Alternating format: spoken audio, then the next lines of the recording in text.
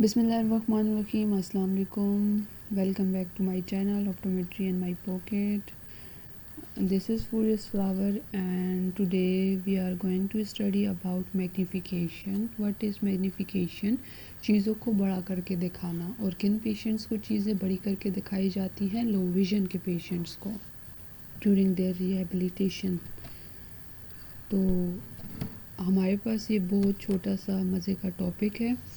तो if a person cannot resolve the retinal image despite it being optimally focused then it is necessary for it to be made larger। कहते हैं कि कोई बंदा है उसमें जो रेटिनल इमेज है वो ऑप्टिमली फोकस्ड होती है रेटिना के ऊपर, लेकिन फिर भी पर्सन जो है उसको रिजॉल्व नहीं कर पाता, देख नहीं पाता सही से। तो इसके लिए ज़रूरी है कि आप उस इमेज को उसको बड़ा करके दिखाएं। तो इसको बोलते हैं magnification. Number of different means use होते हैं मैग्निफिकेशन अचीव करने के लिए। रिलेटिव साइज़ मैग्निफिकेशन, जिसमें ऑब्जेक्ट के साइज़ को मैग्नीफाई बड़ा करके दिखाया जाएगा। रिलेटिव डिस्टेंस मैग्निफिकेशन, जिसमें ऑब्जेक्ट का साइज़ तो सेम होगा पर उसका डिस्टेंस कम करके उसको सही से रिजॉल्व कर सकेगा पेशेंट। और एंगुलर मैग्निफिकेशन, जो कि टेलीस्कोप्स, डिफरेंट इंस्ट्रूमेंट्स वगैरह में यूज़ होता है हमारे पास, उनमें एंगुलर मैग्निफिकेशन जो है वो यूज़ होती है। नेक्स्ट हमारे पास आएगा रियल इमेज मैग्निफिकेशन, कि किस तरह से इमेज जो है वो रेटिना के ऊपर फॉल होती है। इन सब के बारे में वन बाय वन हम लोग डिस्कस करेंगे। मैग्निफिकेशन इज़ रिलेटिव, किस तरह से कि ये रेशो होती है। It is the ratio comparing the situation before and after some change in the viewing environment. Like एक ऑब्जेक्ट था पहले, उसका साइज़ जो है वो छोटा था, फिर उसके बाद हमने बड़ा ऑब्जेक्ट यूज़ कर लिया। तो इन दोनों की रेशो निकाल के हम जो है क्या फ़ाइंड आउट कर सकते हैं, मैग्निफिकेशन। लाइक कि कितना हमने ऑब्जेक्ट को मैग्नीफाई कर दिया। तो मैग्निफिकेशन इज़ रिलेटिव, यानी कि इसको दो चीज़ों के दरमियान में कंपैरिजन के ज़रिए से फाइंड आउट किया जाता है।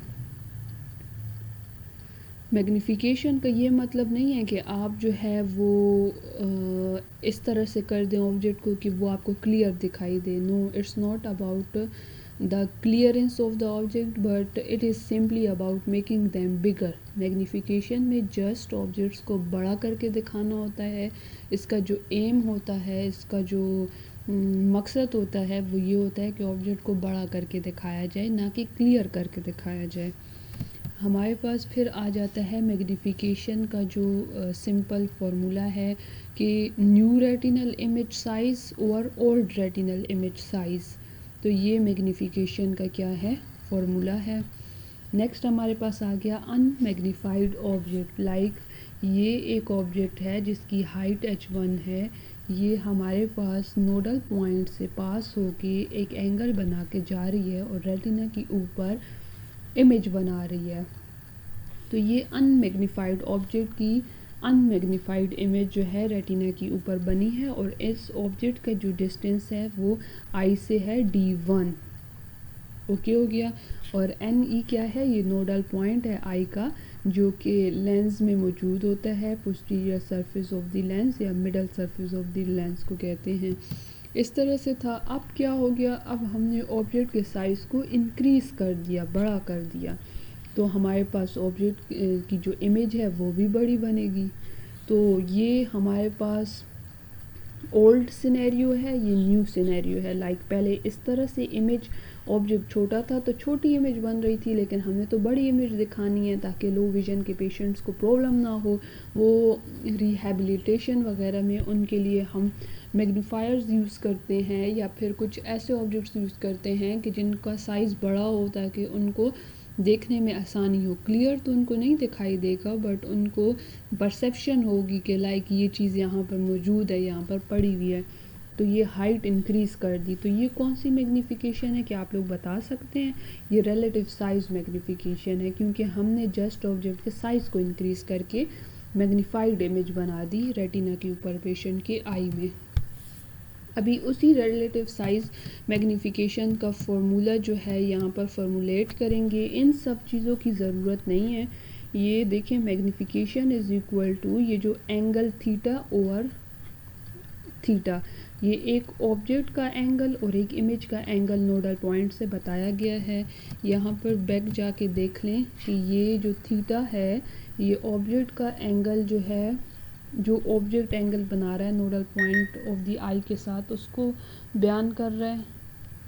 और जो दूसरा वाला है वो दूसरा एंगल थीटा जो है इमेज जो एंगल बना रही है नोडल पॉइंट ऑफ आई के साथ, वो बता रहा है। ठीक हो गया। तो यहाँ पर नेक्स्ट हमें यही बता रहे थे कि angle of the image formed by the nodal point of the eye divided by the angle formed by the object from the nodal point of the eye which for small angles is equal to like this हो गया। इन सब चीज़ों की ज़रूरत नहीं है। ठीक है, ये आपको फार्मूला जो है वो फॉर्मुलेट करके बताएंगे। तो सिंपल आप ये चीज़ याद रख लें कि मैग्नीफिकेशन जो है, रिलेटिव साइज़ मैग्नीफिकेशन, उसका फार्मूला होता है new object size divided by old object size. Example इसकी ले लेते हैं कि लाइक एक लार्ज प्रिंट बुक है या फिर लार्ज टीवी स्क्रीन एक्सेट्रा, इसकी एग्जांपल्स हो सकती हैं। ठीक है, आप कह रहे हैं कि magnification is calculated in comparison to a standard size. Example, if large print books are N24 and standard books are N10, then the relative size magnification provide this। कहने का मतलब ये है कि अगर आप लोगों को एक क्वेश्चन दे दिया जाए कि एक लार्ज प्रिंट बुक है जिसका साइज़ है N24 and standard books are N10, तो आप लोगों ने क्या करना है, new object size divided by old object size करना है। तो जो न्यू ऑब्जेक्ट साइज़ है आपके पास वो क्या है, 24। तो 24 ऊपर लिख देंगे और जो ओल्ड स्टैंडर्ड बुक्स हैं उनका साइज़ क्या है, N10। तो 10 नीचे लिख दोगे। 24 को 10 पे डिवाइड करने से हमारे पास क्या आंसर आ जाएगा, 2.4x। तो ये क्वेश्चन में दे सकते हैं आपको कि रिलेटिव साइज़ मैग्नीफिकेशन कैलकुलेट कर लें या रिलेटिव डिस्टेंस मैग्नीफिकेशन कैलकुलेट कर लें। अब यहाँ पर रिलेटिव डिस्टेंस मैग्नीफिकेशन की बात करेंगे। ऑब्जेक्ट पड़ा हुआ है एक स्पेसिफिक डिस्टेंस पे आई से। अब क्या करना है, हमने डिस्टेंस को कम कर देना है लाइक दिस। तो अब परसेप्शन ज़्यादा होगी आई को ऑब्जेक्ट की। दूर है तो इतना जो पेशेंट है वो देख नहीं पाएगा, उसको जब नज़दीक आ जाएगी तो उसकी मैग्नीफिकेशन ज़्यादा हो जाएगी। रिलेटिव डिस्टेंस मैग्नीफिकेशन में और जो रिलेटिव साइज़ मैग्नीफिकेशन उसमें थोड़ा सा डिफरेंस है। वहाँ पर न्यू ऑब्जेक्ट साइज़ ऊपर और ओल्ड ऑब्जेक्ट साइज़ नीचे लिखा जाता है, लेकिन यहाँ पर ओल्ड ऑब्जेक्ट डिस्टेंस ऊपर और न्यू ऑब्जेक्ट डिस्टेंस जो है वो नीचे लिखा जाता है। तो ये फार्मूला है। इसकी एग्जांपल्स क्या होंगी। अच्छा, अक्सर एमसीक्यूज़ में ये चीज़ पूछ लेते हैं लाइक कि रिलेटिव डिस्टेंस मैग्नीफिकेशन में क्या होता है। तो the simplest way to increase magnification is to decrease the viewing distance, approach magnification. तो आप लोग उससे पूछ सकते हैं कि अप्रोच मैग्नीफिकेशन किसे कहते हैं, रिलेटिव डिस्टेंस मैग्नीफिकेशन को कहते हैं या रिलेटिव साइज़ मैग्नीफिकेशन को कहते हैं या एंगुलर मैग्नीफिकेशन को कहते हैं। इसी तरह पीछे वाले में ये पूछा जा सकता है कि क्या क्या एग्जांपल्स हो सकती हैं रिलेटिव साइज़ मैग्नीफिकेशन की। तो उसमें TV screens, large print books वगैरह। तो इस तरह से क्वेश्चंस आते हैं मैग्नीफिकेशन में से। या फिर ये एग्जांपल दे सकते हैं कि अगर पेशेंट जो है वो टीवी देख रहा है 3 मीटर के डिस्टेंस से और फिर उसके बाद वो नज़दीक जाके बैठ जाता है 1 मीटर के डिस्टेंस पे, तो आप बताओ मैग्नीफिकेशन क्या होगी। तो आपने ये 3 मीटर जो है ये ओल्ड डिस्टेंस था, यहाँ पर ऊपर लिख देंगे और जो न्यू ऑब्जेक्ट डिस्टेंस है वो नीचे लिख लेंगे। तो इस तरह से हमारे पास क्या हो जाएगी, मैग्नीफिकेशन 3x आ जाएगी। फिर moving a reading task from 30 cm to 5 cm will produce what value of magnification. कह रहे हैं कि रीडिंग टास्क पहले 30 सेंटीमीटर पे था, अब उसको आपने 5 सेंटीमीटर पे लाया है। तो अब बताओ कि क्या any problem with this approach, कि मैग्नीफिकेशन क्या होगी और इसमें कोई प्रॉब्लम होगी या नहीं, तो आपने क्या करना है, old distance divided by new distance कर लिया, 5 6 30, तो 6 मैग्नीफिकेशन जो है सेकेंड सिनेरियो में हमारे पास आ जाएगी। एंगुलर मैग्नीफिकेशन क्या होती है यहाँ पर बताया गया है। ओके, एंगुलर मैग्नीफिकेशन में होती है लाइक नेक्स्ट आप लोगों को बता देती हूँ किस तरह से। इसमें क्या होता है, angle subtended at the eye by instrument image, angle subtended at the eye by object. Like एक ऑब्जेक्ट पड़ा हुआ है, आप उसको देख रहे हो अपनी आई से, तो जो आई जो है वो ऑब्जेक्ट जो है वो आई के नोडल पॉइंट पे एक एंगल बना रहा है वो, और angle subtended at the eye by instrument image, और जो इमेज जो है वो इंस्ट्रूमेंट के ज़रिए आई के अंदर बन रही है, उसके दरमियान जो रेशो है उसको बोलते हैं एंगुलर मैग्नीफिकेशन। फिर से बता देती हूँ, angle subtended at the eye by instrument image, instrument के ज़रिए लाइक टेलीस्कोप से एक बंदा देख रहा है एक ऑब्जेक्ट को, तो इंस्ट्रूमेंट की जो इमेज है वो एक अपना एंगल बना रही है आई के अंदर, और इसके अलावा अगर टेलीस्कोप को साइड पे रख के और आइज़ के साथ ऑब्जेक्ट को देखें तो वो ऑब्जेक्ट एक अलग से एंगल बना रहा है आई के अंदर, तो इन दोनों के दरमियान की रेशो को बोलते हैं angular magnification. This is generally refers to the magnification provided by optical instrument, for example telescopes। यही बात बता दी गई है कि टेलीस्कोप्स के ज़रिए से जो मैग्नीफिकेशन मिलती है उसको क्या कहते हैं, angular magnification, optical instruments. This is generally refer to the magnification provided by optical instruments. ये जो मैग्नीफिकेशन है ये ऑप्टिकल इंस्ट्रूमेंट्स में मौजूद होती है, ये लाइक इन इंस्ट्रूमेंट से मिलती है हमें, जैसे कि टेलीस्कोप्स वगैरह हो गए। टेलीस्कोप्स तो आप जानते होंगे लो विजन के लिए एक इंस्ट्रूमेंट है जो कि यूज़ होता है और डिस्टेंट ऑब्जेक्ट को क्या करके दिखाता है, पेशेंट को डिस्टेंट ऑब्जेक्ट देखने में हेल्पफुल होता है। Versatile means of magnification as it does not involve changing object और व्यूइंग डिस्टेंस। ये वर्सेटाइल मीन्स ऑफ मैग्नीफिकेशन है, बहुत अच्छा है।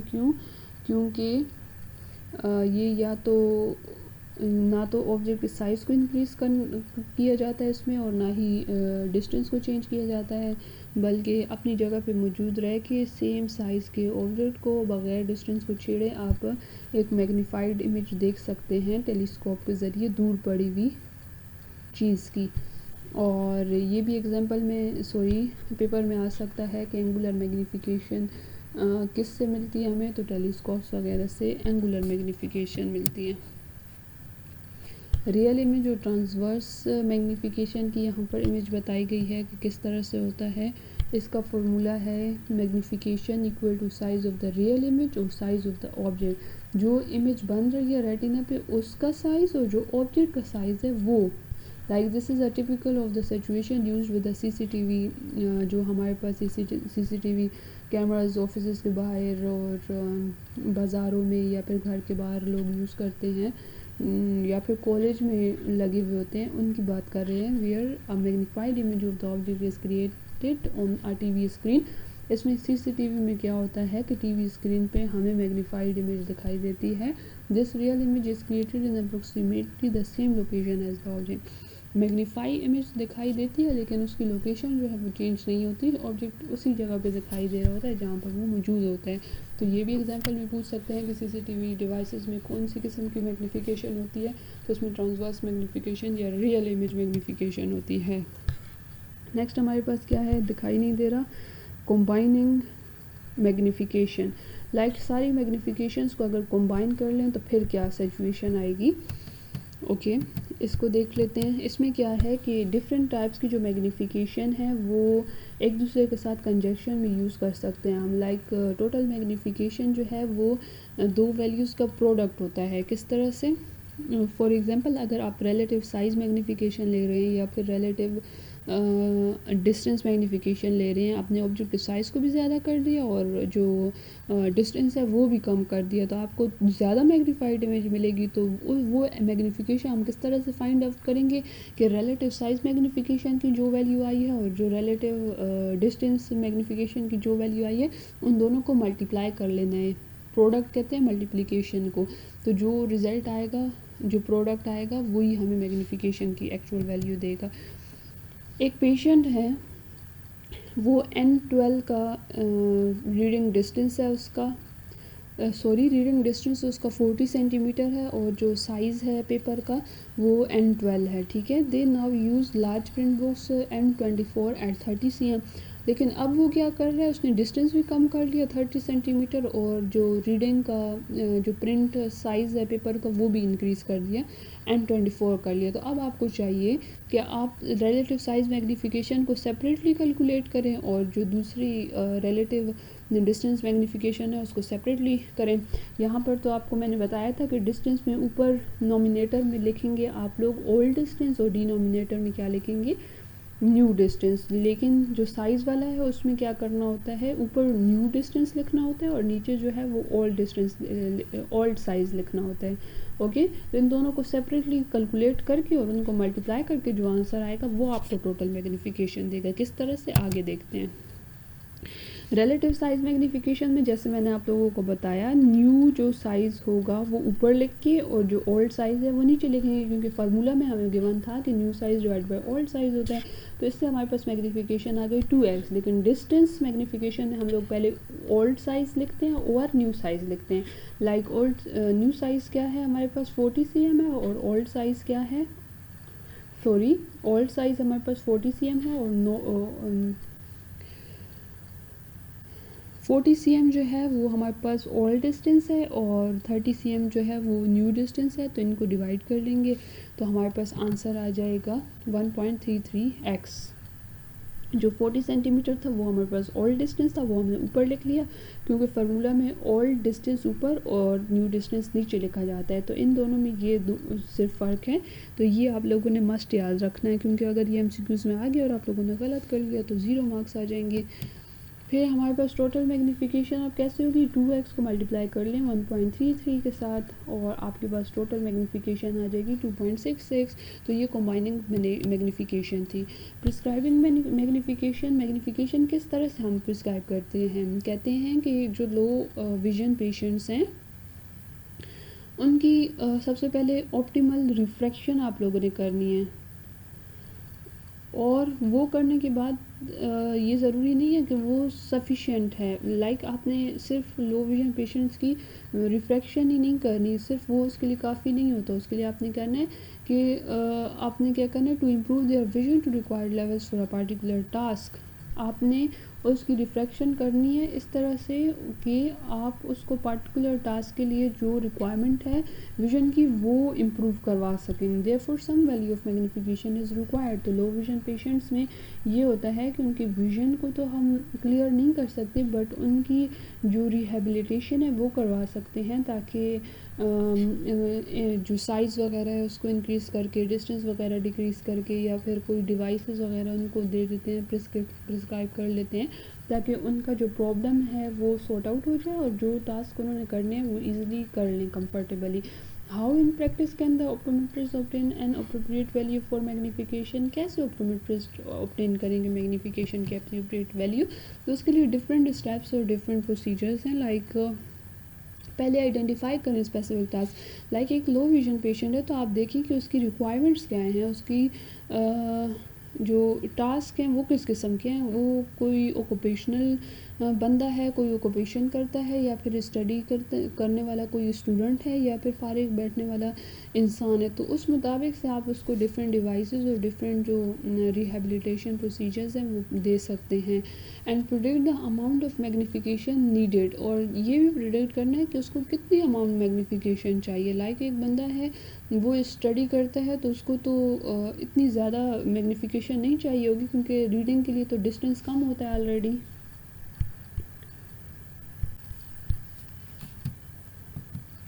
रीडिंग के लिए तो डिस्टेंस कम होता है तो उसकी इतनी मैग्नीफिकेशन नहीं चाहिए होगी। अब एक दूर पड़ी हुई चीज़ है तो उसका आपने साइज़ ज़्यादा करना है, तो इस तरह से आप लोग को मालूम हो जाएगा कि कितनी मैग्नीफिकेशन चाहिए। इज़ बाइनोकुलर और मोनोकुलर करेक्शन प्रेफरेबल? आप देखेंगे कि उसको दोनों आइज़ के लिए चाहिए करेक्शन या एक आई के लिए चाहिए, तो उसके मुताबिक आप उसको करेक्शन दे देंगे। इसके अलावा लाइक हमारे पास आप उसको वो दे सकते हैं, एक तो टेलीस्कोप हो गया, दूसरा हमारे पास मैग्नीफायर्स वगैरह होते हैं, रीडिंग स्टैंड्स वगैरह जो होते हैं, ऑप्टिकल और नॉन ऑप्टिकल डिफरेंट डिवाइसेस होते हैं, और इसके अलावा ग्लासेस वगैरह जो चीज़ें रिक्वायरमेंट है तो आप देखेंगे दोनों आइज़ के लिए चाहिए या एक आई के लिए चाहिए। Select an appropriate low vision aid if required. अगर उसको लो विजन एड चाहिए तो उसकी अप्रोप्रिएट सिलेक्शन करें, किस टाइप का लो विजन एड उसके लिए अच्छा होगा। लाइक एक बंदा है, बूढ़ा है, और उसको हम मैग्नीफायर दे दें रीडिंग के लिए, तो वो तो उसको पकड़ ही नहीं सकेगा, उसके हाथ ऐसे शेकिंग कर रहे होंगे, लाइक ट्रिमर्स वगैरह के पेशेंट्स हो गए, या फिर इसी तरह जो बूढ़ा बंदा होता है वो इतने टाइम के लिए वो मैग्नीफायर नहीं पकड़ सकता, तो उसको हम मैग्नीफायर नहीं देंगे। As compare to a student जो कि पकड़ सकता है सही से, तो उसको देंगे। तो बूढ़े बंदे को हमने क्या देना है, फिर स्टैंड मैग्नीफायर देना है हैंड मैग्नीफायर के बजाय। Perform a trial for suitability, हमने फिर चेक भी करना है उसको वो चीज़ जो हम प्रिस्क्राइब कर रहे हैं उसकी ट्रायल भी करवाएंगे वहीं पे, ताकि देखें कि क्या वो उसके लिए सूटेबल है या नहीं। Determine any spectacled correction that might be necessary. इसके अलावा अगर किसी को स्पेक्टिकल्स चाहिए तो वो भी हम उनको प्रोवाइड करेंगे। Loan out device after training, follow up visits, और इसके अलावा डिवाइसेस देंगे और फॉलो अप विजिट्स पे उनको रखेंगे। प्रिडिक्टिंग द मैग्नीफिकेशन रिक्वायर्ड, कह रहे हैं कि कितनी मैग्नीफिकेशन चाहिए, उसकी प्रोडिक्शन किस तरह से करते हैं। वाचिंग टीवी के लिए 6/18 चाहिए, ठीक है। रीडिंग बस नंबर के लिए 6/6 चाहिए। मीन टू से कि अगर एक बंदा टीवी देखने वाला है, ये एक एग्जांपल दी हुई है, तो उसके लिए हमें कितनी विजन चाहिए, 6/18। और जो रीडिंग बस नंबर, तो उसके लिए तो हमें बहुत ज़्यादा विजन चाहिए, 6/6 तक। तो मैग्नीफिकेशन रिक्वायर्ड भी है और प्रेजेंट भी है। मैग्नीफिकेशन कितनी रिक्वायर्ड है वो हम लोग कैलकुलेट करते हैं, रिक्वायर्ड भी है बाय प्रेजेंट भी है। तो रिक्वायर्ड भी है हमारे पास कितनी है, in Snellen notation to improve from 660 to 6/6, कहते हैं है तो प्रेजेंट जो है उसकी विजन कितनी है, 6/60 है, लेकिन रिक्वायर्ड कितनी है, 6/6। तो यहाँ पर रिक्वायर्ड 6/6 और 6/60 करके हम लोग कैलकुलेट कर लेंगे। तो ऊपर हमारे पास किस तरह से आ गया, इस तरह से आ गया कि लाइक रिक्वायर्ड वी ए हमारे पास कितनी है, 6/6 है, और जो प्रेजेंट वी है वो हमारे पास कितनी है, 6/60 है। तो आप लोगों को तो पता है कि जो ये थर्ड नंबर वाली चीज़ होती है ये नीचे चली जाती है, और ये भी थर्ड नंबर वाली चीज़ है ऊपर आ जाएगी, ये वाला 6 अपनी जगह पे रह जाएगा, और जो दूसरा ये वाला 6 था, ये वाला 6 भी अपनी जगह पे रह जाएगा, और ये वाला 6 जो है ऊपर से नीचे आ जाएगा, और ये वाला 60 भी ऊपर चला जाएगा। तो इस तरह से सिचुएशन क्रिएट हो जाएगी। 6 के साथ कैंसिल आउट हो जाएगा, 6 1 ज़ा 6 और 6 10 ज़ा 60। तो हमारे पास टोटल मैग्नीफिकेशन जो कि हमने प्रिडिक्ट की वो कितनी है, 10x।